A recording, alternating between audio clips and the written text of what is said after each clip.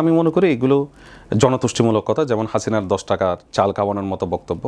আমরা এইসব জায়গায় আসলে এই ধরনের বক্তব্য আমরা দিতে চাই না। আমরা নারীর ব্যাপারে, নারীর ক্ষমতায়ন, নারীর কর্মসংস্থান, নারীর জব সিকিউরিটি, এগুলোর ব্যাপারে আমরা ফ্লেক্সিবল। প্রায় প্রত্যেকটি প্রকল্পই হচ্ছে দুর্নীতির আঁকড়া, এবং এই প্রকল্পগুলোর মাধ্যমে সরাসরি মানুষকে হত্যা না করলেও হাজার হাজার বনি আদমের রিজিককে সংকুচিত করে দিয়েছে, লুটপাট করেছে। আপনারা রাষ্ট্রকে আসলে ভালোবাসার জায়গা থেকে, দায় এবং দরদের জায়গা থেকে, সীমিত সামর্থ্যের ম্যাক্সিমাম ইউটিলাইজেশনের জায়গা থেকে আমরা যদি রাষ্ট্রকে না দেখি সেখানে, তাহলে আমরা আসলে কোনো কিছু সুফল পাবো না। অ্যাসালমের সহ যারা ব্যাংক দখল করেছে তাদের অনেক দায় আছে, লুটপাট করেছে। আপনি সেই বিচারের কতটুকু কী করতে পারছেন? সেখানে যেসব এই বাংলাদেশের নাগরিক যারা চাকরিতে ইনভলভ হয়েছে, আমিও এটা বলতেছি যে সবাইকে রাখতে হবে এটা জরুরি না, আবার সবাইকে ছাঁটা করাও কোনো মানবিক হতে পারে না। ইসলামী ব্যাংক একটা বড় শাখা, সারা বাংলাদেশে তাদের হাজার হাজার এমপ্লয়ি আছে। এই পুলিং এজেন্টে তারা জামাতের পক্ষে দায়িত্ব পালন করার জন্য এই লোকগুলোকে ছাঁটাই করার অন্যতম একটা কারণ। এখানে অনেকগুলো মিথ আছে। ইসলামী ব্যাংকের পক্ষেই এটা বলতেছে, একটা সুশাসন ভিত্তিক একটা ব্যাংক, তারা এভাবে পলিটিসাইজ হওয়ার কারণে অন্যরা এখানে হস্তক্ষেপ করার অধিকার যেমন পেয়েছে, আজকে আবার নতুন পলিটিসাইজ করার কারণে কোনো ক্ষমতার এখানে যদি পট পরিবর্তন হয়, সবচেয়ে এইগুলো টার্গেটেড হবে। দেশের নাম্বার 1 ট্রেডিং অ্যাপ নিফটি ফার্স্টে পাচ্ছেন ট্রেডিং এর সব সুবিধা, dual এক্সটেন্স access, company analysis, portfolio তৈরি করা সহ আরও অনেক ইউনিক ফিচারের সাথে ট্রেড করতে ডাউনলোড করুন এক্ষুনি।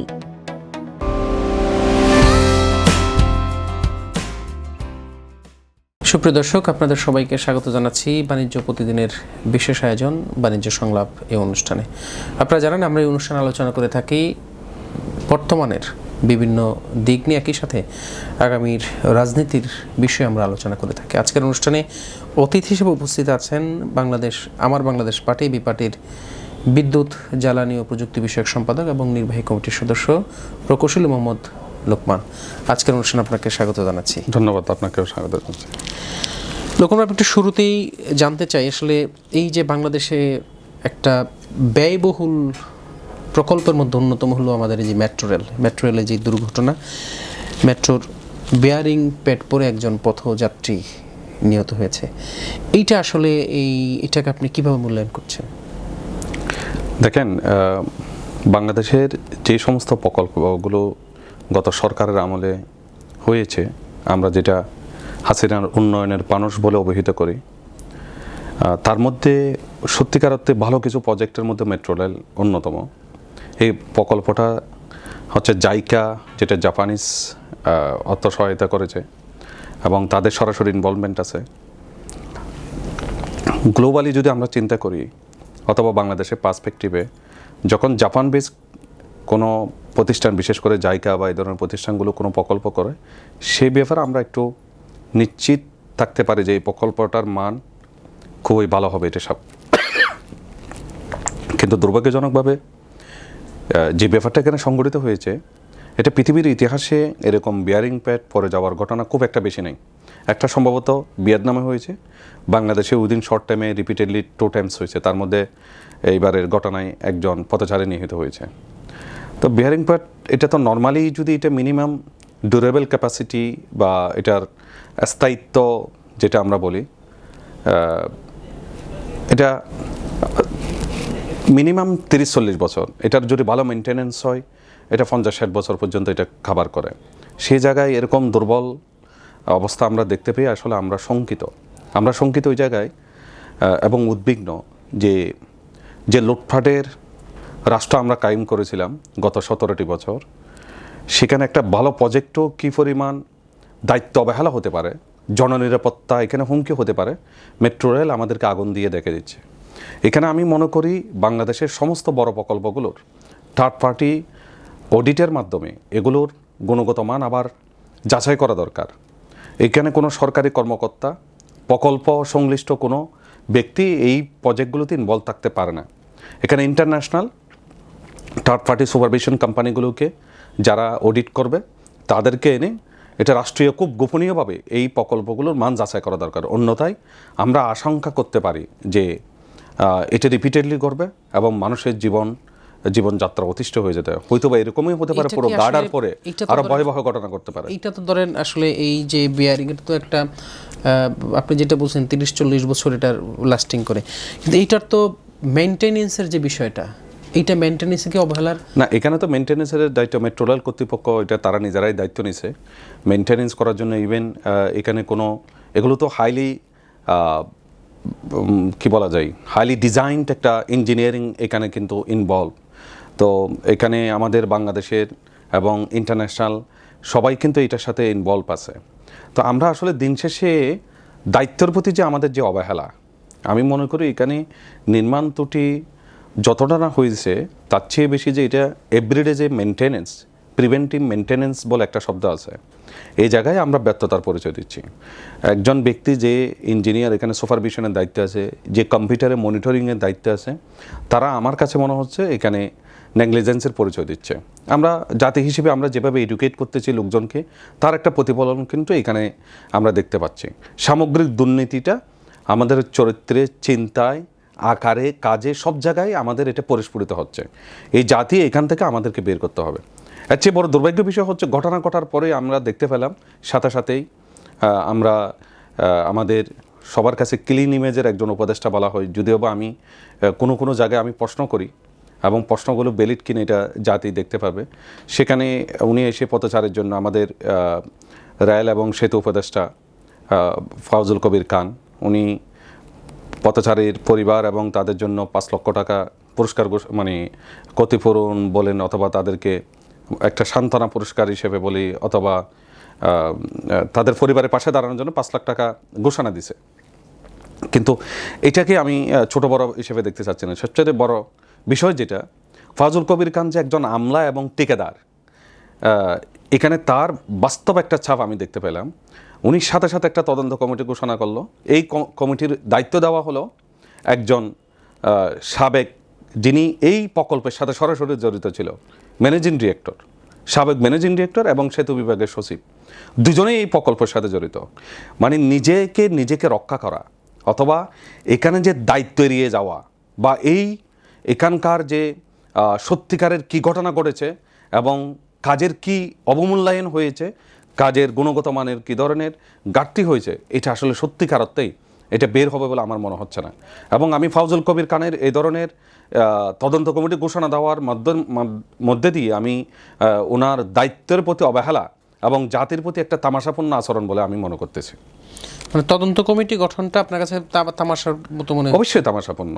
একজন যেই এই কাজের সাথে এবং সবচেয়ে বড় বিষয় কি, এই প্রকল্পের যিনি ম্যানেজিং ডিরেক্টর করা হয়েছে, he is non technical, say engineer না। এরকম একটা হাইলি টেকনিক্যাল একটা প্রজেক্টের দায়িত্ব দেওয়া হয়েছে সাবেক একজন আমলা, এই ধরনের ব্যক্তিকে এটার ম্যানেজিং ডিরেক্টরের দায়িত্ব দেওয়া হয়েছে। তো আমরা যে বরাবরের মতোই যে অযোগ্যতার পরিচয় দিয়েছি, এখানেও জাইকার আপত্তি সত্ত্বেও রাষ্ট্র ইনফ্লুয়েন্স তৈরি করে প্রধানমন্ত্রীর কার্যালয় এবং সেই সময়ের সেতু মন্ত্রী ওবায়দুল কাদের, উনি এটা সরাসরি হস্তক্ষেপ করেছে। কিন্তু আমার কথা হচ্ছে, এখানে একজন ব্যক্তি তো না, কাজের মানের ক্ষেত্রে কিন্তু সুপারভিশন কমিটি যারা ইঞ্জিনিয়াররা এখানে জড়িত ছিল, এখানে তাদের সরাসরি অবহেলা। আমি একজন ইঞ্জিনিয়ার হিসেবে আমি এটা বলতে বাধ্য হচ্ছি, এখানে ইঞ্জিনিয়ারদের কাজের মান যাচাই এবং এটার সত্যিকার অর্থেই সেফটি অ্যান্ড সিকিউরিটি এনশিওর করার ক্ষেত্রে যথেষ্ট গাফেলতির পরিচয় দিয়েছে। এটা যারা এই প্রকল্পের সাথে জড়িত, যেই লেভেল পর্যন্ত জড়িত, তাদের সবাইকে জবাবদিহি এবং কোথায় কোথায় ঘাটতি হয়েছে সেটা লগ বের করে সমস্ত বিষয় জাতির কাছে প্রকাশ করা দরকার। তাহলে আমরা ভবিষ্যতে এই ধরনের বড় প্রকল্পগুলো নেওয়ার ক্ষেত্রে কতটুকু নিরাপত্তা এনশিওর করা হয়েছে, জননিরাপত্তা, সেটা যদি একটা প্রকল্প যদি জননিরাপত্তা এনশিওর না হয়, মানবিক না হয় এবং সেফটি এবং সিকিউরিটি এনশিওর না হয়, তাহলে এই প্রকল্পগুলো তো দিন শেষে আমাদের জন্য বড় বোঝা হয়ে দাঁড়াবে। এই যে বাংলাদেশে এটার বাইরেও আরও অনেকগুলো বড় প্রকল্প আছে যেগুলো এরকম রিস্ক থাকতে পারে, এই প্রকল্পগুলোর বিষয়ে আসলে আপনার আমি এই ব্যাপারে মনে করি যে আমাদের অতি দ্রুত উচিত, বাংলাদেশে আপনারা হয়তো দেখতে পাচ্ছেন আন্তর্জাতিক অপরাধ ট্রাইব্যুনালে সরাসরি কিছু বিচার হচ্ছে, যেগুলো যারা হত্যা, গুম, বিভিন্ন বিষয়ের সাথে জড়িত। আসলে এই প্রকল্পগুলো, যাদের যে সব প্রকল্পের কথা বলছেন, প্রায় প্রত্যেকটি প্রকল্পই হচ্ছে দুর্নীতির আঁকড়া, এবং এই প্রকল্পগুলোর মাধ্যমে সরাসরি মানুষকে হত্যা না করলেও হাজার হাজার বনি আদমের রিজিককে সংকুচিত করে দিয়েছে, লুটপাট করেছে। সেখানে অবশ্যই আমি মনে করতেছি অতি দ্রুত ইন্টারন্যাশনাল অডিটরদেরকে ডেকে এটা থ্রু ইনভেস্টিগেশন করা দরকার কাজের মানের ব্যাপারে, না হলে এটা বড় ঝুঁকি হয়ে দাঁড়াবে। আমার কাছে যেমন অন্য বড় প্রকল্পের মধ্যে আছে পদ্মা সেতু, তারপরে হচ্ছে চট্টগ্রামের টানেল, কক্সবাজার রেলওয়ে যেটা 2000 থেকে রেলওয়ে, এবং সম্প্রতি দুইটা, একটা কক্সবাজার এয়ারপোর্ট, তারপরে হচ্ছে বাংলাদেশের ঢাকা শাহজালাল আন্তর্জাতিক এক্সটেনশন এয়ারপোর্ট, এইসব সহ যেসব বড় প্রকল্পগুলো আছে এগুলোর আসলে মান দ্রুত যাচাই করার জন্য একটা ইন্টারন্যাশনাল অডিট এবং আইবির প্রতিনিধি থাকতে পারে, বাংলাদেশের প্রকৌশল বিশ্ববিদ্যালয়গুলোর প্রতিনিধি থাকতে পারে। আমি অবশ্যই এইসব তদন্ত টিমে কোনো আমলা সংশ্লিষ্টতা রাখার পক্ষপাতী না, কারণ আমলারা যেসব জায়গায় এগুলোতে ইনভলভ হয়েছে সেসব প্রকল্পের বা সেই সব তদন্তের আমরা কোনোদিন আলোর মুখ দেখতে পাইনি। এটা বড় বিষয়। আপনি এই যে বিদ্যুৎ বা প্রকৌশলী, সেই জন্য প্রশ্নটা করা যে বিদ্যুৎ চার্জ এবং সেতুপত্র, এই সরকারের আসলে সেতুপত্র নিয়ে আপনার কোনো বক্তব্য আছে কিনা? দেখেন, বাংলাদেশে যেসব সেক্টরে দুর্নীতি হয়েছে তার মধ্যে অন্যতম একটা প্রধান খাত হচ্ছে বিদ্যুৎ সেক্টর। বিদ্যুৎ সেক্টরের দুর্নীতিগুলো আপনি বুঝতে হলে এখানে কিছু টেকনিক্যাল টার্মস আছে।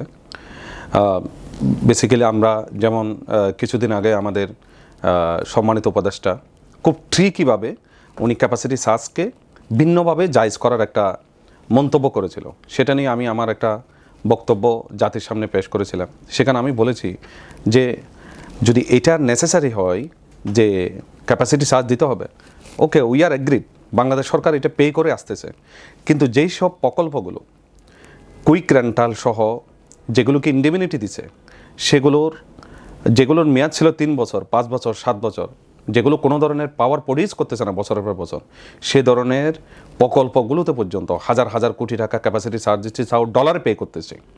তো আমার কাছে মনে হয় বিদ্যুৎ সেক্টরে শুধু এটা না, মানে এমনভাবে ডিমান্ডটা তৈরি করা হয়েছে, ডিমান্ডের সাথে সাপ্লাই আরও যেসব ইনফ্রাস্ট্রাকচার ডেভেলপমেন্ট হওয়ার কথা ছিল সেগুলো পরিপূর্ণভাবে একটা ইন্টারলিঙ্ক না হওয়ার কারণে আমরা অনেক ডিমান্ড বাড়াইছি, আবার ডিমান্ডের সাথে যেভাবে সরবরাহ যেভাবে হওয়ার কথা সেভাবে হচ্ছে না, এগুলোর কোনো সিকোয়েন্স নাই।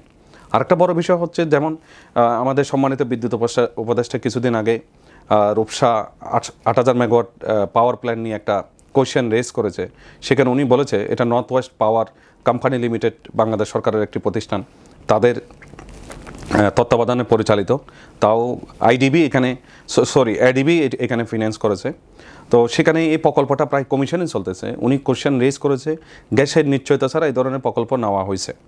তো আমি আসলে খুব আশ্চর্য হয়ে যাচ্ছি, সেখানে পেট্রো বাংলার সাথে তারা সাইন করেছে কত বছর পরে আমার গ্যাস লাগবে, কিভাবে লাগবে, সেসব কিন্তু তাদের চুক্তিপত্রে থাকা সত্ত্বেও অথবা পরবর্তীতে এই চুক্তি করা সত্ত্বেও এখন গ্যাস নিয়ে কিন্তু এখানে একটা তালবাহানা শুরু হয়েছে। অলরেডি কিন্তু কমিশন অনগোয়িং, গ্যাস কিন্তু সাপ্লাই আছে, পাইপলাইন আছে, কিন্তু তারপরেও সম্মানিত উপদেষ্টা কেন এই ধরনের প্রশ্ন করেছে আমি জানি না। রাষ্ট্রকে আসলে ভালোবাসার জায়গা থেকে, দায় এবং দরদের জায়গা থেকে, সীমিত সামর্থ্যের ম্যাক্সিমাম ইউটিলাইজেশনের জায়গা থেকে আমরা যদি রাষ্ট্রকে না দেখি সেখানে, তাহলে আমরা আসলে কোনো কিছু সুফল পাবো না। এই যে শ্বেতপত্রের কথা আপনি বলেছেন, আমি যেটা আইসিটিকে নিয়ে এখানে রিলেট করতে চাইছি, সেখানে হচ্ছে আমি মনে করি এই দুর্নীতির সাথে বিদ্যুৎ এবং জ্বালানি খাতে যারা দুর্নীতির সাথে রিলেটেড ছিল প্রত্যেকে আইসিটি ইন্টারন্যাশনাল ক্রাইম ট্রাইব্যুনালে তাদের বিরুদ্ধে মামলা করা দরকার, এবং তাদের অপরাধের সর্বোচ্চ শাস্তি মৃত্যুদণ্ড সহ আর্থিক জরিমানা পৃথিবীর ইতিহাসে সর্বোচ্চ নজির স্থাপন করার মতো এরকম একটা দৃষ্টান্ত স্থাপন করতে হবে। কারণ এমনভাবে প্রকল্পগুলো নেওয়া হয়েছে, যেসব ব্যাংক এইসব পাওয়ার প্ল্যান্টে ফিন্যান্স করেছে সেগুলো তাদের রিটার্ন পাবে কিনা সন্দেহ আছে। কারণ প্রকল্পগুলোর ডিজাইন ছিল ধরেন একটা 3000 কোটি টাকা, কিন্তু এটা ব্যাংক লোনকে এনশিওর করছে বিভিন্নভাবে প্রকল্পের মানি অ্যাডিং, অর্থাৎ প্রকল্পের সাইজ বড় করে বিভিন্নভাবে এটাকে 10,000 কোটি টাকা বানিয়ে এখান থেকে মাঝখান থেকে লুটপাট, এগুলো ব্যাংকও এই দায় নিতে পারবে না। তো এই সব জায়গাগুলো জাতির কাছে আসলে পরিষ্কার করে তোলা দরকার যে সত্যিকার অর্থেই এই প্রকল্প কত হাজার কোটি টাকার, যেমন আপনি রূপপুর পারমাণবিক বিদ্যুৎ কেন্দ্র, এটা নিয়ে অনেক আলোচনা হয়েছে। আমরা জানি না এখনো পর্যন্ত এটার আসলে সত্যিকারের রাষ্ট্র এখানে কি দায় এবং এখানে কী ধরনের পদক্ষেপ নিচ্ছে। এই প্রকল্পটা পৃথিবীর যেই সব পারমাণবিক কেন্দ্র স্থাপন করা হয়েছে পৃথিবীর নানা দেশে, একেবারে সবচেয়ে উন্নত দেশ এবং গরিব দেশ আপনি কনসিডার করলে 5 to 7 বিলিয়ন, সেই জায়গায় বাংলাদেশে এটা 13 বিলিয়ন। এই যে আমাদের গরিব দেশের করের টাকা এইভাবে লুটপাট করে যাচ্ছে, সেগুলো নিয়ে যদি রাষ্ট্র যথাযথ পদক্ষেপ না নেয়, আমরা 5ই আগস্ট গণঅভ্যুত্থান পরবর্তী বাংলাদেশকে যেই জায়গায় দেখতে চেয়েছি বা চাওয়ার আমাদের যে আকাঙ্ক্ষা ছিল, সেখানে আমরা আসলে বারে হোঁচট খাচ্ছি। আমাদের কাছে মনে হচ্ছে বিভিন্ন উপদেষ্টাগুলো এবং আমলাতন্ত্রের জটিলতায় এই প্রকল্পগুলোর সুষ্ঠু সুরাহা এবং সুন্দর সমাধান এবং জাতি এখান থেকে সত্যিকারের বেনিফিট কীভাবে হয়, এই ওয়ারটা এখনো পর্যন্ত করছে বলে আমি মনে করতে পারতেছি না। তো এই সারা দেশে এক ধরনের অস্থিরতা চলছে, যেমন এয়ারপোর্টে আগুন, তার আগে মিরপুরে আগুন, এরপরে হলো আপনার এই চিটং পিজিতে আগুন। একজন প্রকৌশলী হিসাবে আসলে এই সার্বিক বিষয়গুলো আপনি কীভাবে মূল্যায়ন করবেন? দেখেন, এটা প্রকৌশলের বিষয় তো না, এটা হচ্ছে যে আপনি সামগ্রিকভাবে আমরা বাংলাদেশের একজন নাগরিক হিসেবে এটাকে আমাদের কাছে তো আমরা যথেষ্ট উদ্বিগ্ন। এখানে আগুন লাগার, আমি এটাকে দুইভাবে বিশ্লেষণ করতে চাই। যে আগুন লাগতে পারে, কিন্তু আগুন লাগার পরে যেগুলো হাইলি সেন্সিটিভ কেপিআই, তার মধ্যে হচ্ছে one of the highly sensitive হচ্ছে আমাদের এয়ারপোর্ট একটা, যেটা হযরত শাহজালাল বিমানবন্দর। তারপরে হচ্ছে ইপিজেডের প্রত্যেকটা ফ্যাক্টরিতে তাদের নিজস্ব কিন্তু ফায়ার সেফটি ইনস্টল করা থাকার কথা। কিন্তু আমরা দেখতেছি কোনো ঘটনা ঘটার পরে সেটার যে আগুন লাগার, বিশেষ করে আগুন লাগার পরে এটা নির্বাপনের যে এক্সটিংগুইশ হওয়ার কথা অথবা আগুনটা কনফাইন করে ফেলার কথা, সেটা সেভাবে হচ্ছে না। এই জায়গাটা আপনি জানেন যে একটা বিমানবন্দর আন্তর্জাতিক হওয়ার ক্ষেত্রে একটা ইন্টারন্যাশনাল রেগুলেটরি প্রসেস আছে, সেটা ইন্টারন্যাশনাল এভিয়েশন অথরিটি এখানে একটা র্যাঙ্কিং করে, মানদণ্ড ঠিক করে। সেখানে হচ্ছে মানে ফায়ারের ঝুঁকিটা অন্যতম। বাংলাদেশে যে এখানে র্যাঙ্কিং করা হয় 1 to 10 মধ্যে, এটা 9ম স্থান, মিনস ক্লোজ টু 10। তো 10 মিনস হচ্ছে যে আপনি আগুন নির্বাপন করতে পারবেন উইদিন দ্য সেকেন্ডের মধ্যে। আপনি 0 to 90 সেকেন্ডের মধ্যে আগুন এক্সটিংগুইশ করার কথা, সেই সিস্টেম এখানে থাকার কথা। আদার দেন কিন্তু এখানে আপনি এটা আন্তর্জাতিক মান থাকার কথা না। তাহলে কেন আগুনটা তারা নির্বাপন করতে পারলো না? দাও দাও করে আপনার 10 ঘন্টা 12 ঘন্টা এভাবে আগুন জ্বলল, হাজার হাজার বিনিয়োগকারীর, আমদানিকারকদের সম্পদ নষ্ট হলো, জাতি ক্ষতিগ্রস্ত হলো। তাহলে এখানে কি হয়েছে? এখানে আমার কাছে দুইটা বিষয়। একটা হচ্ছে এখানে দায়িত্বের অবহেলাটা আমার কাছে সবচেয়ে বেশি দৃশ্যমান। যারা এই ফায়ার ডিপার্টমেন্টে দায়িত্ব আছে, এটা ইন্টারনাল এয়ারপোর্ট সহ বিমান বাহিনী এবং ফায়ার সার্ভিস ডিপার্টমেন্ট সহ যারা এটাকে সমন্বয় করার কথা, প্রথমত আমি এয়ারপোর্ট কর্তৃপক্ষকে দায়ী করতেছি, তারা যথেষ্ট দুর্বলতার পরিচয় দিচ্ছে। কারণ তাদের আপনি একটা এয়ারক্রাফট ক্রাশ হওয়ার বা এয়ারক্রাফট হচ্ছে সবচেয়ে বেশি আগুন ধরে যাওয়ার একটা ঘটনা হয় এয়ারক্রাফট যখন তারা ল্যান্ডিংয়ে থাকে। সেই সময় সেখানে এই ধরনের ঘটনা 10-12 ঘন্টা আগুন জ্বলতে থাকা, এটা কিন্তু সহজ বিষয় নয়।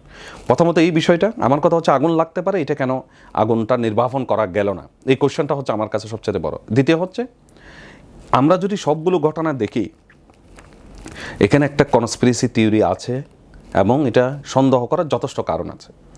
আমরা একটা রাষ্ট্র চলে কতগুলো অর্গানকে অ্যাকোমোডেট করে, সে জায়গায় দেখা যাচ্ছে যেসব রাষ্ট্রের সংস্থাগুলো এই ধরনের সাবোটাইজিংয়ের কোনো ঘটনা অগ্রিম সিগন্যাল জানা থাকার ভিতর দিয়ে এগুলোকে মিটিগেট করে বা এগুলোকে সংগঠিত করতে না দেওয়ার যে বিষয়গুলো থাকে, এখানে রাষ্ট্র সমানভাবে ফাংশন করতেছে না বলেই এ ধরনের ঘটনা ঘটতেছে। পরাজিতরা তারা তাদের চেষ্টা করবে, কিন্তু রাষ্ট্রকে তার দায়িত্ব পালন করতে হবে খুব খুব স্ট্রংলি, এগুলো হার্ডলি ডিল করতে হবে। কিন্তু আমরা এখনো পর্যন্ত এইসব ঘটনার কোনো সুষ্ঠু তদন্ত, আপনি এর বাইরেও তো সচিবালয়ে আমাদের আগুন লেগেছিল, আপনি তো জানেন, কিন্তু সচিবালয়ের আগুনের তদন্ত এখনো পর্যন্ত, আমি যদি ভুল না করে, এখনো পর্যন্ত কোনো তদন্ত এবং কেন হয়েছে আমরা কিন্তু এখনো জানতে পারিনি। তো এই বিষয়গুলো আসলে আমাদেরকে আঙ্গুল দিয়ে দেখাই দিচ্ছে ঘটনা ঘটে যাচ্ছে, কিন্তু এটার প্রতিকার পাওয়ার, এটার প্রতিরোধের কোনো সক্ষমতা আমাদের নেই। আর ডিজাস্টার মিনিস্ট্রির এখানে তারা কিভাবে সমন্বয় করতেছে আমি জানি না। যে একটা রাষ্ট্র তার মান নির্ভর করে তার ঝুঁকি নির্বাপনের ঝুঁকি ঝুঁকি সক্ষমতা তার কতটুকু, এইটার ক্ষেত্রে বাংলাদেশ বারবার ব্যর্থতার পরিচয় দিচ্ছে। আমরা যতগুলো ঝুঁকি মিটিগেট করেছি সেখানে দেখা যাচ্ছে এগুলো জনগণের স্বতঃস্ফূর্ততার ভিতর দিয়ে এগুলো করা হচ্ছে, কিন্তু এখন যে হাইলি টেকনিক্যালি এই ব্যাপারগুলোকে যেভাবে ডিল করার কথা সেভাবে আমরা আসলে ডিল করতে পারতেছি না। আমরা একটু আসি এবার একটু নির্বাচন আগামী ফেব্রুয়ারি মাসে, এই নির্বাচনকে সামনে রেখে অনেক ধরনের গুজব বাধা পাচ্ছে, আবার কেউ জোট নিয়ে চিন্তা করছে। আপনাদের অবস্থানকে বিপাটি কি করতে চায়? দেখেন, এবি পার্টি তার মোটো খুব ভেরি ক্লিয়ার। আমরা বাংলাদেশের অন্য রাজনৈতিক দলগুলোর মতো একটি রাজনৈতিক দল। আমরা এবি পার্টি এখনো পর্যন্ত যে অ্যাপ্রোচে আমরা আছি সেটা হচ্ছে যে আমরা চাই এই সরকার তার সফলতা একটি নির্বাচনের মাধ্যমে পাওয়ার ইলেকট্রাল বডির কাছে একটা পাওয়ার ট্রান্সফার করার ভিতর দিয়ে তারা জাতির সামনে একটা সুন্দর সরকার উপহার দেবে, এইটাই হচ্ছে আমাদের প্রত্যাশা। তো নির্বাচন নিয়ে শঙ্কা আশঙ্কা নানা কিছু এখানে দেখা যাচ্ছে। আপনিও যেমন একজন সাংবাদিক প্রতিনিধি হিসেবে এই বিষয়ে জানেন, আমরাও জানি, কিন্তু আমরা আশা করতেছি প্রত্যাশিত প্রধান উপদেষ্টা প্রত্যাশিত ডিক্লারেশন অনুযায়ী নির্বাচনটা সঠিক সময়ে হয়ে যাওয়া উচিত বলে মনে করতেছি। আপনার এবি পার্টির অবস্থানকে নির্বাচন নিয়ে আপনারা আসলে ইতিমধ্যে কয়েকটি আসন ঘোষণা করেছেন, প্রায় 109টার মতো যতটুকু জানি। তো সামনে কি আসলে সব আসনে আপনারা নির্বাচন করতে চান, না কারোর সাথে জোটে গিয়ে সেখানে জোটের অনুযায়ী আগাতে চান? আমরা আসলে সব অপশনেই আমরা এখন চিন্তা করতেছি। প্রথমত আমরা একটি রাজনৈতিক দল আকারে বাংলাদেশের রাজনীতির সবচেয়ে একটা রাজনৈতিক দলের বড় পরিচয় হচ্ছে নির্বাচন অংশগ্রহণ করা। আমরা তারই আলোকে আমাদের সক্ষমতার ভিতর দিয়ে আমরা প্রাইমারিলি 110টি আসনে আমাদের প্রার্থী নমিনেশন দিয়েছি। প্রার্থীরা তাদের জায়গায় আমাদের সীমিত সামর্থ্যের মধ্যে দিয়ে গ্রামগঞ্জে তারা তাদের কার্যক্রম চালিয়ে যাচ্ছে। আর এর ভিতর দিয়ে যেটা আপনি জোটের কথা বললেন, বাংলাদেশের রাজনীতিতে আসলে সবসময় একটা জোট সংশ্লিষ্টতা আছে। অতীতেও আমরা দেখেছি, ভবিষ্যতেও এই জোটগুলো নানা মেরুকরণে জোটগুলো হবে। আমরাও তার বাইরে নয়, আমাদের মধ্যেও অনেকগুলো আলোচনা চলতেছে। আমরা আশা করতেছি আপনারা খুব তাড়াতাড়ি আসলে আমরা আমাদের অবস্থানটা হয়তো জাতি জানতে পারবে। একটা বিষয় খুবই, আজকে জামাতের আমির একটা কথা বলেছেন যে জামাত ইসলাম যদি ক্ষমতা যায় নারীদের কর্মঘণ্টা কমিয়ে 5 ঘন্টা করা হবে। আপনার দল যদি কখনো ক্ষমতায় যায় বা কোনো দল যদি ক্ষমতায় গিয়ে এই কাজটা করে, তো সেটিকে আসলে আপনি কীভাবে মূল্যায়ন করবেন? আসলে এটা তো দুইটা টার্মস, একটা হচ্ছে জামাতের আমিরের বক্তব্য আর একটা হচ্ছে নারীর। আসলে আমরা কিভাবে নারীকে দেখতে চাই। প্রথমত হচ্ছে যে জামাত আমিরের এই বক্তব্যটা আমি মনে করি একটা রাজনৈতিক বক্তব্য, বরাবরের মতো একটা জনতুষ্টিমূলক বক্তব্য। এটা যথেষ্ট এখানে পড়ালেখা বা গ্রাউন্ড স্টাডিটা আমার কাছে খুব ক্লিয়ার মনে হলো না, যদি এটা সরলভাবে দেখলে। বাস্তবতা হচ্ছে বাংলাদেশের এখন অর্ধেকেরও একটু বেশি নারী সংখ্যা। সেখানে নারীকে এম্পাওয়ারমেন্ট করার ক্ষেত্রে আপনি যদি এই ধরনের একটা ঝুঁকিপূর্ণ অবস্থানে নেন, 5 ঘন্টা বা এই ধরনের কথা বলেন, সেটা তো তার কর্মসংস্থানকে আরও সংকুচিত করে দেবে। দেখেন, আমরা মাল্টিন্যাশনাল কোম্পানিতে, ন্যাশনাল কোম্পানিতে এবং নিজে উদ্যোক্তা হিসেবে নিজেরও অনেকগুলো কোম্পানি আছে, সেসব জায়গায় আসলে আমরা নারীদেরকে কতটুকু অবস্থান ফেসিলিটেট করেছি। ফেসিলিটেট না করার ক্ষেত্রে অনেকগুলো কারণ আছে। অন্যতম একটি কারণ আমরা যেটা দেখি, নারীর গর্ভধারণের অবস্থায় 6 মাস তার মাতৃত্বকালীন যে ছুটি, এবং অনেকগুলো কোম্পানি তাকে যে বিনা পরিশ্রমে যে বেতন দেওয়ার বিষয়গুলো মেনে নিতে পারে না। তো সেই সব জায়গায় এখন আমরা ডেভেলপ করতে পারি নাই, এবং আমরা ফিল করি একজন ছেলে 12 ঘন্টা কাজ করবে, 14 ঘন্টা কাজ করবে, অথবা অফিসের প্রয়োজনে যে লম্বা সময় কাজ করবে, এ ধরনের বিভিন্ন বিষয় থাকে। আসলে বাংলাদেশের এনভায়রনমেন্টও আমরা সেই উন্নত রাষ্ট্রের একটা ফিক্সড পজিশনে নিতে পারি নাই। তো এই জন্য আমি মনে করি এগুলো জনতুষ্টিমূলক কথা, যেমন হাসিনার 10 টাকার চাল খাওয়ানোর মতো বক্তব্য। আমরা এইসব জায়গায় আসলে এই ধরনের বক্তব্য আমরা দিতে চাই না। আমরা নারীর ব্যাপারে, নারীর ক্ষমতায়ন, নারীর কর্মসংস্থান, নারীর জব সিকিউরিটি, এগুলোর ব্যাপারে আমরা ফ্লেক্সিবল এবং হাইব্রিড মডেল আমরা অনুসরণ করার পক্ষপাতী। এটা কেমন? এটা ধরেন, নারীর তার যখন গর্ভধারণ এবং গর্ভকালীন কাছাকাছি সময় তার কর্মঘণ্টা আমরা কমিয়ে দেওয়ার পক্ষপাতী, এবং বাচ্চাকে একটা নির্দিষ্ট সময় পর্যন্ত তাকে আমরা সেই ফ্লেক্সিবিলিটি দেওয়ার পক্ষপাতী। এবং নারীকে আমরা কর্মের পরিবেশ, আসলে এখানে আওয়ার আছে যে সবচেয়ে বড় বিষয়, একটা আমাদের দেশের নারীদের জন্য আসলে কর্মক্ষেত্র অনেকগুলো প্রতিবন্ধকতা আছে। আমরা আসলে সেই সব জায়গায় আসলে কাজ করতে পক্ষপাতী। যেমন একজন নারী যখন ঢাকার এই প্রান্ত থেকে এই প্রান্তে আসে, একজন পুরুষ বিভিন্ন জায়গায় গিয়ে তার কোনো প্রাত্যহিক কল যদি হয় সেটা সেরে নিতে পারে। একটা নারী কিন্তু তার জন্য অনেক অবস্টাকল হয়। নারীর কোনো যাতায়াতের ব্যবস্থা, নারীর মসজিদের নামাজ পড়ার ব্যবস্থা পর্যন্ত আমরা ইনশিওর করতে পারি নাই। আমরা তো প্রথমত মনে করি নারীর জন্য তার সুস্থতার জন্য, তার শারীরিক সুস্থতার জন্য, একটা সুন্দর গর্বের জন্য আমরা তাদের কর্মপরিবেশের উপর আমরা কোনো ভালো একটা ব্রেস্ট ফিডিং কালচার তৈরি করতে পারি নাই। আমরা কোনো মার্কেটে একটা ভালো সুন্দর টয়লেট কালচার তৈরি করতে পারি নাই, যেখানে সবাই স্বাস্থ্যকর একটা টয়লেট পাবে, এই ধরনের কালচার পর্যন্ত আমরা করতে পারি নাই। সেখানে আমরা মনে হয় এগুলো ফোকাস পয়েন্টটা অন্যদিকে ডাইভার্সিফাই করা। আমরা যদি ক্ষমতায় আসি, আমরা দায়িত্ব নিয়ে বলতে চাই, প্রথমত আমরা নারীর জন্য কর্মপরিবেশ, নারীর নিরাপত্তা এবং নারীর যাতায়াতের সুন্দর ব্যবস্থাপনা, নারীর অ্যাক্সেসিবিলিটি, নারী যাতে সব জায়গায় স্বাচ্ছন্দ্যের সহিত তার কর্মের পরিবেশ, কাজের পরিবেশ, কথা বলার পরিবেশ, তার সন্তান লালন পালনের পরিবেশ, এগুলো নিশ্চয়ই হতে পারে, সে ধরনের জায়গায় আমরা কাজ করব। আমরা নারীর জন্য এখানে ভালো নারী যখন আমরা এখন ধরেন ঢাকা শহর কেন্দ্রিক যে সমাজ, সেখানে কিন্তু দাদা, নানি, ফুফু বা এই জাতীয় খালা এগুলোর অ্যাকোমোডেট করা সো টাফ। আমরা যখন গ্রামে বড় হয়েছি, আমাদেরকে লালন পালন করেছে দাদিরা, খালারা, ফুফিরা। তো এখানে যে একক পরিবার, এই পরিবারে নারী যখন কর্মে যায়, পুরুষ যখন কর্মে যায়, তখন কিন্তু এই বাচ্চা তার স্কুল থেকে শুরু করে অনেক সংকট থাকে। আমরা চাই ভালো চাইল্ড হোম তৈরি করা, বিশেষ করে আমরা চাই যে নারীর জন্য ফেসিলিটেশনটা তৈরি করা। লক্ষণ ভাই, আমি যতটুকু জানি আপনার বাড়ি চট্টগ্রামে আসলে বাংলাদেশের আর্থিক খাত ধ্বংসের অন্যতম নায়ক বসবাস করতেন বা জন্ম চট্টগ্রামেই ছিল। ওনার হাত দিয়ে আসলে ইসলাম ব্যাংকটা ধ্বংসের দ্বার প্রান্তে চলে গেছে। সেই ইসলাম ব্যাংকের বলা হয় চিটাগংয়ের নাম শুনলে সবাইকে চাকরি দিত। নতুন বোর্ড দায়িত্ব নেওয়ার পরে একটা বড় ছাঁটাই হয়েছে। আসলে এই ছাঁটাইটাকে আপনি একজন চিটাগংয়ের সন্তান হিসেবে সেটা কীভাবে নিচ্ছেন? দেখেন, এখানে দুইটা পয়েন্ট আছে। একটা পয়েন্ট হচ্ছে একটা ব্যাংক তো আসলে আমরা ছোটোবেলা থেকে যখন পড়ালেখা করতেছি, আমি তো সায়েন্স ব্যাকগ্রাউন্ড, যারা কমার্স ব্যাকগ্রাউন্ড ছিল, ব্যাংকে একটা চাকরি পাওয়াটা একটা স্বপ্নের বিষয় ছিল।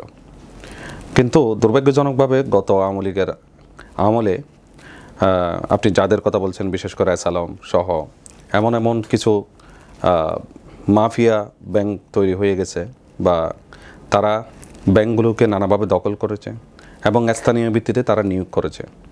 এই নিয়োগগুলোর ক্ষেত্রে তারা যেটা সবচেয়ে বড় আশঙ্কার বিষয় বা একটা কঠিন বিষয় হয়ে গেল, সেটা হচ্ছে যে আমি একজন শিক্ষিত যুবক, আমি কোনো বিশ্ববিদ্যালয় থেকে, কলেজ থেকে অনার্স মাস্টার্স করেছি, যেহেতু আপনার কোম্পানি, আপনি আমার আত্মীয়, সুযোগ আছে, আপনি সিভি দেন, আমি চাকরি দেব। সেই সূত্রে আমি হয়তো অনেক ভালো জায়গা থেকে চাকরি করতাম, হয়তো ভবিষ্যৎ ভালো হতে পারতো, সেরকম জায়গা থেকে আমি চাকরি ছেড়ে দিয়ে আমি ব্যাংকে ঢুকলাম। তো আমার 8-10 বছর কিন্তু ব্যাংকিং এক্সপিরিয়েন্স হলো, হয়তো আমার কোনো জায়গায় একটু ঘাটতি থাকতে পারে, সেই জায়গায় গিয়ে একেবারে ডালাও এভাবে চাকরি থেকে সবাইকে বাদ দেওয়ার যে মানসিকতা, এটা আমি মনে করি একটা ফেসিজম আচরণ। এবং এখানে সুশাসন কিন্তু সালাম সহ সেই সব ব্যক্তিরা যারা ব্যাংক দখল করে নিয়োগ করেছে, সেটাও যেমন সুশাসনের বিরোধী, ঠিক তদ্রূপ এভাবে একছাটিয়ে একটা রিজনাল বেস করে, একটা পলিটিসাইজ করে নিজস্ব চিন্তাকে এখানে ব্যাংকের মধ্যে ইমপ্লিমেন্ট করার যে চিন্তা, সেই জায়গা থেকে এতগুলো লোককে চাকরি থেকে ছাঁটাই করাকে এটা আমি অমানবিক মনে করতেছি, এবং এটা কিন্তু গুড গভর্নেন্সের সাথেও যায় না। কারণ এটা তো ধরেন এদেরকে যাদেরকে চাকরিতে অব্যাহতি দেওয়া হয়েছে, এটা তো ম্যাক্সিমামই আসলে কোনো ধরনের পরীক্ষা ছাড়াই তারা চাকরিতে জয়েন করেছে, এমন অভিযোগ আছে। এবং তার যদি সেই কোয়ালিটি না থাকে, নতুন ম্যানেজমেন্ট তো বলছে যে আপনারা পরীক্ষা দিয়ে কেউ যদি পাশ করে তাদেরকে আবার নিবে। দেখেন, এখানে দুটো বিষয়। আপনি ইসলামী ব্যাংক তো ধরেন তার একটা দলীয় পরিচয় এখানে কিন্তু ইনভলভ হয়ে গেছে নানাভাবে। ধরেন এটা জামাত পরিচালিত, বা জামাতের অনেক লোক এটা ডিক্লেয়ার করে, অথবা নানাভাবে এটা জামাতের নেতৃত্বের লোকজন তারা নিজেদের দাবি করেছে। ইভেন ডাক্তার শফিকের একটা স্ট্যাটাস ছিল 23 সাল অথবা 24 সালের দিকে আমাদের ব্যাংক কেড়ে নেওয়া হয়েছে বা সেরকম। তো সে হিসেবে এখানে পলিটিসাইজের একটা ইস্যু আছে। আর যেটা যোগ্যতার কথা বললেন, আমি আপনাকে এটা অস্বীকার করি নাই যে আমি তো চাকরিদাতা, আপনি চাকরি দিচ্ছেন, কোন পদ্ধতিতে দিবেন কি দিবেন না সেটার দায়িত্ব কিন্তু আমি অ্যাজ এ চাকরিদাতা হিসেবে আমার উপর বেশি বর্তায়।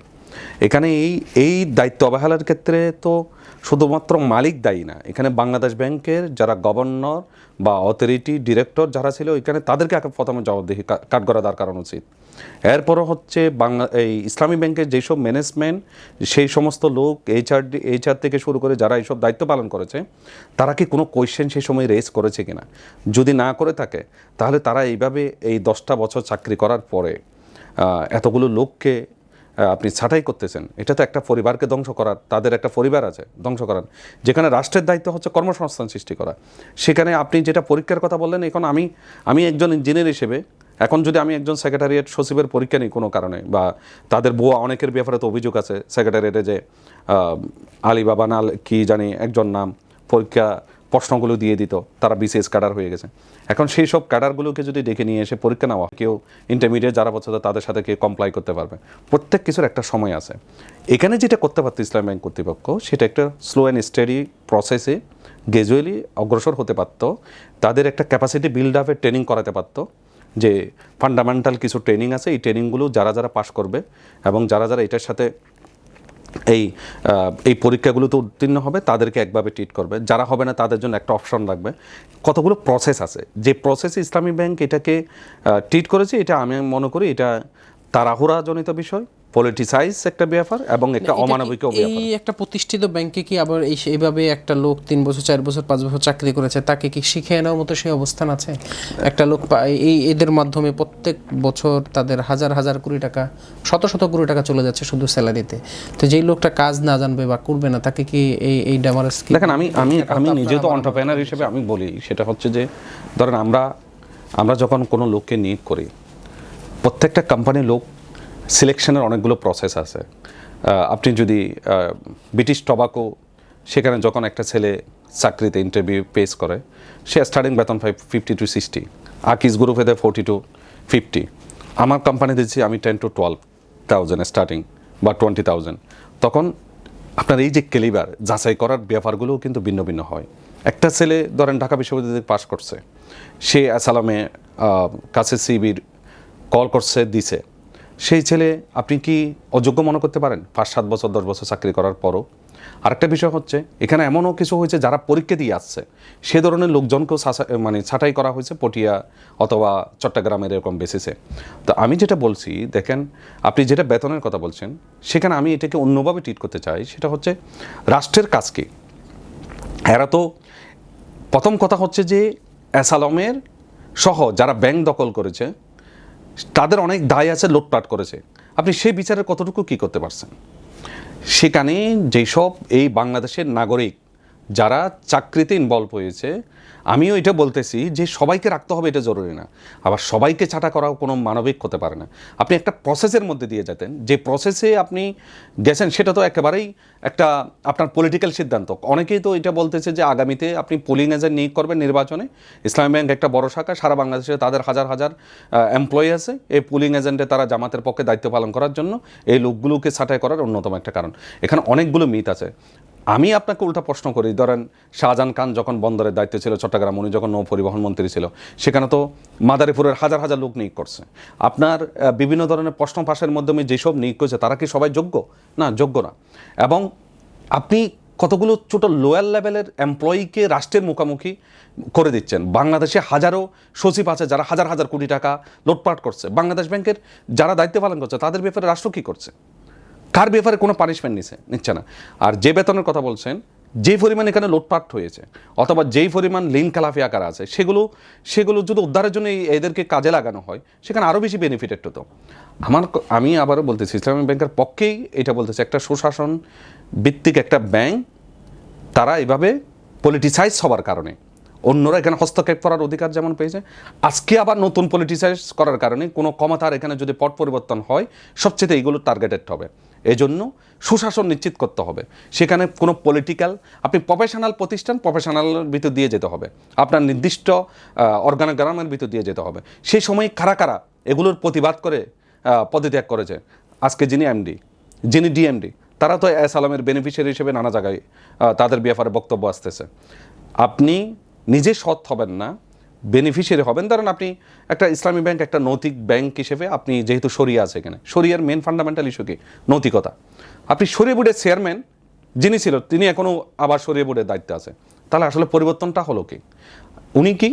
উনি ওনার ব্যাকগ্রাউন্ড জামাত, এই জন্য জামাত আবার তাকে শরিয়া বোর্ডে রাখা হয়েছে। এরকম পলিটিসাইজ যখন আপনি করবেন, তখন কিন্তু এগুলোর সুদূর প্রসারী নেগেটিভ ইম্প্যাক্ট আছে। বাংলাদেশে আরও অনেকগুলো ব্যাংক আছে, অনেক প্রতিষ্ঠান আছে। আমি মনে করছি যে সালাম সহ সেই সময় রাষ্ট্রীয় পৃষ্ঠপোষকতায় যারা এই ব্যাংকটা দখল করেছে, সেটা যেমন খারাপ নজির, আবার আজকেও যেভাবে এগুলো সাটাইয়ের যেভাবে করা হয়েছে, এগুলো কোনো ভালো নজির না। এখানে একটা ভারসাম্যপূর্ণ নীতি অবলম্বন করাটাই একটা বুদ্ধিমানের কাজ হতো। সেই সুযোগটা আমার কাছে মনে হচ্ছে যে ইসলামী ব্যাংকের এখনও আছে, সেই জায়গায় তারা এটা দেখতে পারে। আপনার গুরুত্বপূর্ণ সময় থেকে আমাদের সাথে কিছু সময় শেয়ার করার জন্য ধন্যবাদ জানাচ্ছি। ধন্যবাদ আপনাকেও আমাকে সময় দেওয়ার জন্য। Thank you. সুপ্রিয় দর্শক, আমরা তখন দেখছিলাম বাণিজ্য প্রতিদিনের বিশেষ আয়োজন বাণিজ্য সংলাপ। আজকের অনুষ্ঠানে অতিথি হিসেবে উপস্থিত ছিলেন আমার বাংলাদেশ পার্টি বি পার্টির বিদ্যুৎ, জ্বালানি ও প্রযুক্তি বিষয়ক সম্পাদক এবং জাতীয় নির্বাহী কমিটির সদস্য। একই সাথে এই সংগঠন থেকে চট্টগ্রাম 11 আসনের মনোনীত প্রার্থী জনাব প্রকৌশলী মোহাম্মদ লুকমান। আজকের মতো আমরা এখানেই বিদায় নিচ্ছি। যারা এতক্ষণ দেখছেন এবং পরবর্তীতে দেখবেন, সবাইকে আবারও শুভেচ্ছা জানাচ্ছি।